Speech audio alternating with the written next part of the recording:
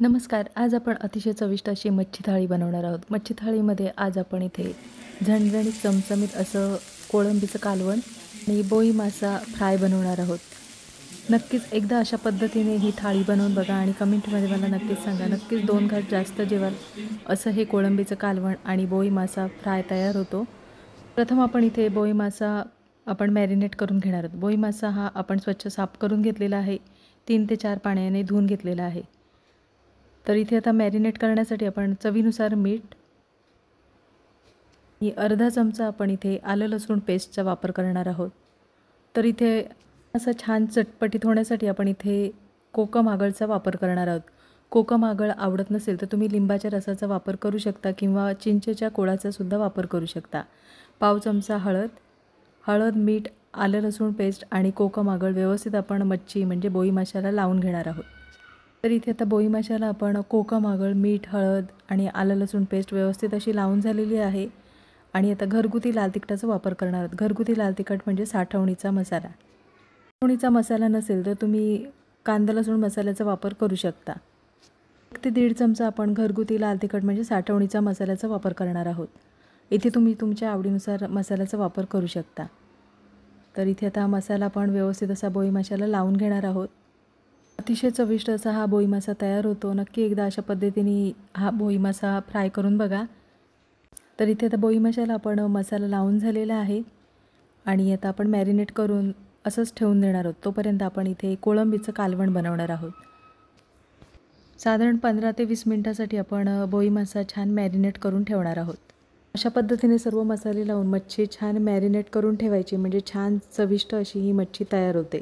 मी मच्छी ही मॅरिनेट करून ठेवायची म्हणजे छान चवीला तयार होते. एकदा अशा पद्धतीने मॅरिनेट करून मच्छी बनवून बघा. अतिशय चविष्ट अशी ही मच्छी तयार होते.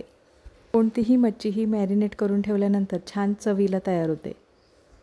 तर इथे आता बोई मासे मॅरिनेट होईपर्यंत आपण कालवणाची तयारी करून घेणार आहोत. कांदा खोबरं आपण भाजून घेतलेला आहे. एक उभा पातळ चिरलेला कांदा आणि अर्धी वाटी आपण इथे सुकं खोबरं घेतलेलं आहे. कांदा आणि खोबरं छान लालसर होईपर्यंत आपण परतवून घेतलेलं आहे. थंड झाल्यानंतर आता मिक्सरच्या भांड्यामध्ये आपण बारीक करून घेणार आहोत. तर कांदा खोबरं बारीक करून घेताना त्याच्यामध्ये आपण इथे 4 ते 5 लसूण पाकळ्या आणि एक छोटा आल्याचा तुकड्याचा वापर करणार आहोत. अतिशय चविष्ट असं हे कोळंबीचं कालवण तयार होतं. नक्की एकदा अशा पद्धतीने हे कालवण बनवून बघा. थोडंसं पाण्याचा वापर करून आता हे वाटण आपण बारीक असं वाटून घेणार आहोत. बारीकच वाटून घ्यायचं म्हणजे कालवण छान तयार होतं. तर इथे आता कांदा खोबऱ्याचं वाटण छान बारीक वाटून झालेलं आहे आणि आता आपण फोडणी करून घेणार आहोत. पातेल्यामध्ये आपण फोडणीपुरतं तेल गरम करून घेणार आहोत. तेल छान गरम झाल्यानंतर कांदा खोबऱ्याचं वाटण आहे ते आपण तेलावर परतवून घेणार आहोत. तर इथे तुम्हाला जर तेल जास्त वाटत असेल तर तुम्ही कमी तेलाचा वापर केलात तरीसुद्धा चालेल. कांदा खोबऱ्याचं वाटण आपण आता तेलावर परतवून घेणार आहोत. अगदी तेल सुटेपर्यंत आपण कांदा खोबऱ्याचं वाटण परतवून घ्यायचं आहे.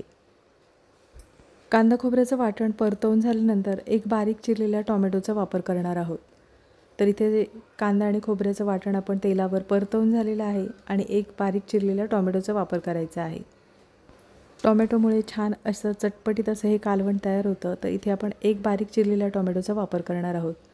तर इथे आता टोमॅटो परतवून झालेला आहे आणि आता आपण मसाल्यांचा वापर करणार आहोत.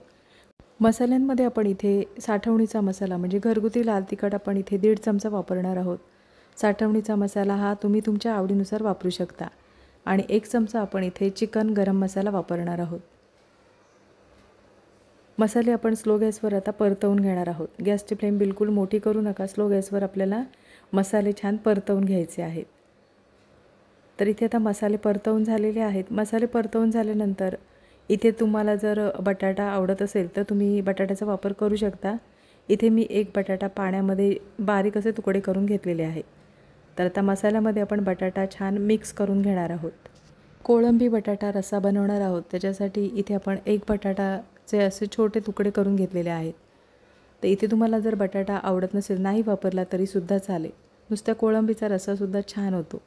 तिथे आता मसाल्यामध्ये आपण बटाटा व्यवस्थित असा मिक्स करून घेणार आहोत. मसाल्यामध्ये बटाटा व्यवस्थित असा मिक्स करून झाल्यानंतर गरम पाण्याचा वापर करायचा आहे.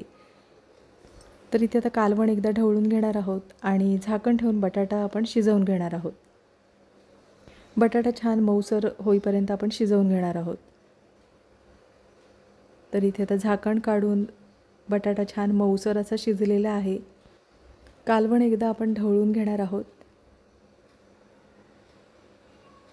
कालवण ढवळून झाल्यानंतर आता आपण इथे मॅरिनेट करून ठेवलेली कोळंबी आपण 4 ते 5 पाण्याने धुवून झाल्यानंतर मीठ आणि हळद लावून 15 ते 20 मिनिटासाठी ठेवून दिलेली. तर इथे आता कोळंबीचा वापर केलेला आहे. कोळंबी छान आपण कालवणामध्ये मिक्स करून झालेली आहे आणि आता कालवणाला छान एक उकळ येऊ द्यायची आहे. तर इथे छान कालवण चटपटीत होण्यासाठी आपण 2 ते 3 कोकम म्हणजेच आमसुलाचा वापर करणार आहोत. इथे तुम्हाला जर आमसूल आवडत नसेल तर तुम्ही चिंचेच्या कोळाचा वापर करू शकता. तर इथे आता कालवण आपण छान उकळून घेणार आहोत. चवीनुसार मीठ आणि बारीक चिरलेली कोथिंबीरीचा वापर केल्यानंतर कालवण एकदा ढवळून घेणार आहोत आणि 5 मिनिटासाठी आपण कालवण छान उकळून घेणार आहोत. म्हणजे सर्व मसाल्यांचा छान असा स्वाद येतो. 5 मिनिटासाठी कालवण आपण इथे उकळून घेणार आहोत. तर इथे आता कालवणाला छान उकळी आलेली आहे. वरून आवडत असल्यास तुम्ही कोथिंबीरीचा वापर करू शकता. मस्त चटपटीत झणझणीत असं कोळंबीचं कालवण तयार झालेलं आहे किंवा रस्सासुद्धा म्हणू शकता. एकदा अशा पद्धतीने हे कोळंबीचं कालवण बनवून बघा. नक्कीच 2 घास जास्त जेवाल किंवा नक्कीच 2 चपात्या जास्त खाल. अतिशय चविष्ट झणझणीत चमचमीत असं हे कोळंबीचं कालवण तयार होतं. तर इथे आता गॅस बंद करायचा आहे आणि इथे आपलं हे कोळंबीचं कालवण तयार झालेलं आहे. नक्की एकदा अशा पद्धतीने हे कालवण बनवून बघा आणि कमेंटमध्ये मला नक्कीच सांगा. बनवायला सोपं आणि खायला तर अतिशय चविष्ट असं हे कालवण तयार होतं. तर इथे आता आपण बोई मासा फ्राय करून घेणार आहोत. फ्राय पॅनमध्ये आपण थोडंसं तेल गरम करून घेतलेलं आहे. तेल छान गरम झाल्यानंतर 3 ते 4 लसूण पाकळ्या बारीक अशा ठेचून घेतलेल्या आहेत. कोणतीही मच्छी फ्राय करताना अशा पद्धतीने जर लसूण तुम्ही ठेचून घेतला तर त्या मच्छीला छान अशी चव येते. तर इथे आता बोई मासा आपण दोन्ही बाजूने छान खरपूस असा तळून घेणार आहोत. तर इथे गॅसची फ्लेम एकदम मोठी ठेवू नका. मोठी ठेवली तर मग वरून करपण्याची शक्यता असते आणि आतून कच्चा राहण्याची शक्यता असते. तर इथे मीडियम गॅसवर आपण मच्छी फ्राय करून घेणार आहोत. एक बाजू छान खरपूस अशी तळून झाल्यानंतर पलटी करून घ्यायचं आहे.